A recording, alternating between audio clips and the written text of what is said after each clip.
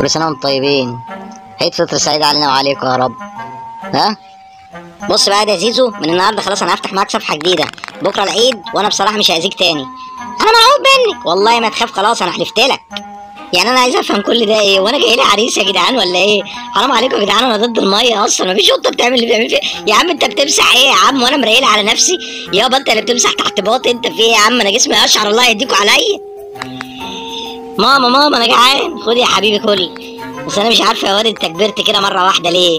يخرب بيت امك، انا حاسه ان انت مش ابني. بس انت ازاي مش ابني؟ ما البيضه كانت مرزوعه في القش، انا مش عارف والله.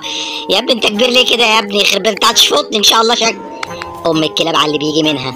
كلب من دول يتجوز من هنا ويرجع لنا، بص يجيب لنا بتاع 30 كلب. قرفتوني يخرب بيت ابوكوا. كله عايز يلعب وعايز يا ابني فطستني انت وهو. يا ابني اوعى دماغي، مش عارف اخد نفسي. يخرب بيت ابوكوا والله العظيم. انا بص الرياله والقرف، انتوا لزقتوني وسعوا. ايه ده؟ انا عايز